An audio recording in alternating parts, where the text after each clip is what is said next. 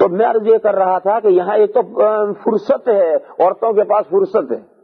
اور دوسری کیا چیز ہے، عورتوں کے پاس پیسہ ہے، عورتوں کے پاس پیسہ ہے، اور جہاں انسان کے پاس پیسہ آتا ہے تو اس کا مائنڈ ہائی ہو جاتا ہے، دماغ اونچا ہو جاتا ہے۔ یہ قصہ سناؤں میں، ایک بزرگ تھے، وہ اپنے کمرے میں بیٹھ کر پڑھتے تھے، تو ان کے کمرے میں ایک سینکا لٹکا رہتا تھا۔ پرانے زمانے میں سینکا ہوتا تھا، پتہ نہیں اب گجراتی میں سینکا ہی کہتے، کیا کہتے ہیں، کوئن، وہ چھت میں سے لگا رہتا ہے اور اس میں دودھ رکھا کرتے ہیں،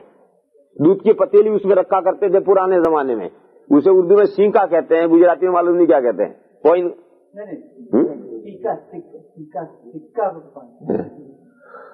تو یہ لوگ چھت میں سے لٹکا دیتے تھے اور اس میں دودھ رکھتے تھے اونچا، تاکہ کھول دے تو بلی ولی نہ پی جائے،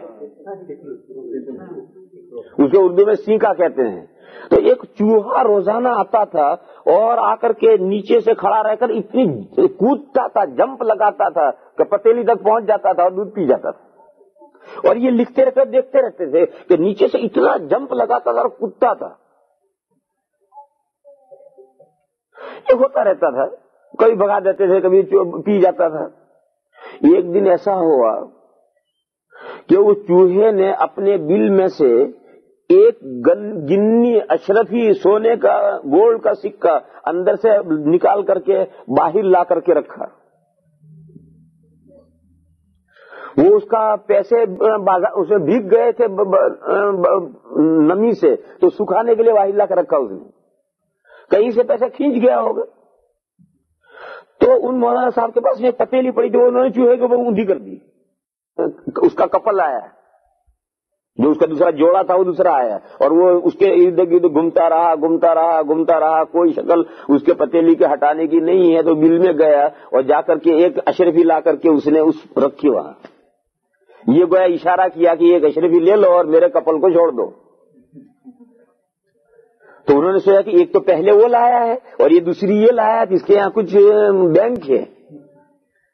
تو انہوں نے چھوڑا نہیں۔ تو تھوڑی دیر بیٹھا، انتظار کر، پھر گیا، پھر اور لایا، پھر گیا، پھر اور لایا، 9 اور لایا تھا، ایک تو وہ لایا تھا 10 تو وہ لایا تھا، ایک تو وہ لایا تھا 9 یہ لایا، اور لا کر سب اشرفیاں رکھی، اب بھی انہوں نے نہیں چھوڑا۔ تو گیا اور جا کر وہ تھیلی لایا جس میں یہ روپے تھے، اور تھیلی لا کے اس کے اوپر رکھ دی اس نے۔ تو یہ سمجھے کہ یہ اشارہ کر رہا ہے کہ اب بینک خالی ہو گئی، اس تھیلی میں اتنے ہی تھے اور یہ سارے لا کر میں نے پیش کر دیے ہیں۔ تو انہوں نے پلیٹ اٹھا دی اور دونوں چوہے کتے بھاگ گئے، خوش دونوں بھاگ گئے، اور انہوں نے 10 روپے لے کر رکھ لیے۔ خیر یہ قصہ تو ہو گیا، لیکن اس کے بعد اگلے دنوں میں جب بھی وہ چوہے آتے تھے بتیری چھلانگے لگاتے تھے، کودتے تھے، مگر سیکے تک نہیں پہنچ سکتے۔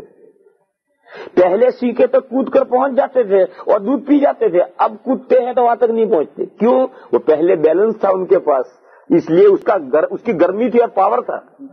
اس کی گرمی اور پاور سے اتنی جست لگاتے تھے کہ سیکے پر پہنچتے تھے، اور جب وہ ان کے پیسے خرچ ہو گئے اب سگنل ڈاؤن۔ اب بتیری کچھ کوشش کرتے ہیں، جمپ لگاتے ہیں، کودتے ہیں، مگر سیکے تک نہیں پہنچتے۔ تو آپ تجربہ کر کے دیکھو، ایک آدمی کے جیب میں پیسے نہیں، ایک عورت کے جیب میں پیسے نہیں ہیں، وہ دوسرے کے ساتھ نرمی سے بات کرے گا،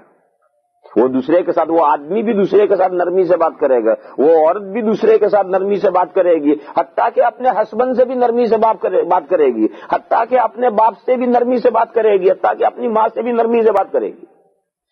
اور مرد کے جیب میں پیسے آ گئے، عورت کے جیب میں پیسے آ گئے، اب یہ مرد کسی سے آنکھیں چرانے والا نہیں ہے، اب کسی سے نرم بات کرنے والا نہیں ہے، اب کوئی ہو، مسجد کے امام صاحب ہو انہیں بھی ڈانٹے گا، مدرسے کے مدرس ہو، استاد ہو انہیں بھی ڈانٹے گا، کمیٹی کا چیئرمین ہو اسے بھی ڈانٹے گا، کمیٹی کا ممبر ہو اسے بھی ڈانٹے گا۔ وہ کہ اس کو فخر ہے، تیرے پاس 4 پیسے ہیں تو میرے پاس 5 پیسے ہیں۔ اور عورتوں کا حال یہ ہے کہ ان کے پاس اگر 5-4 پیسے آ گئے، اب وہ سب کو آنکھیں دکھائیں گی، اپنے ہسبینڈ کو بھی آنکھیں دکھائیں گے، اب ان کا ہسبینڈ نے کچھ نہیں کہہ سکتا کہ انہیں پاس بھی پیسے ہیں، اپنے وہ باپ کی بھی نہیں سنیں گی، باپ کو بھی جواب ترکی بترکی دیں گی، اور ماں کی بیچاری کی تو گت بنا دیں گی، وہ عورتیں اپنی ماں کی تو گت بنا دیں گی اور باپ کی نہیں سنیں گی، شوہر کی نہیں سنیں گی۔ کیوں؟ ان کے جیب میں پیسہ آ گیا، تو یہ پیسہ اتنی بری چیز ہے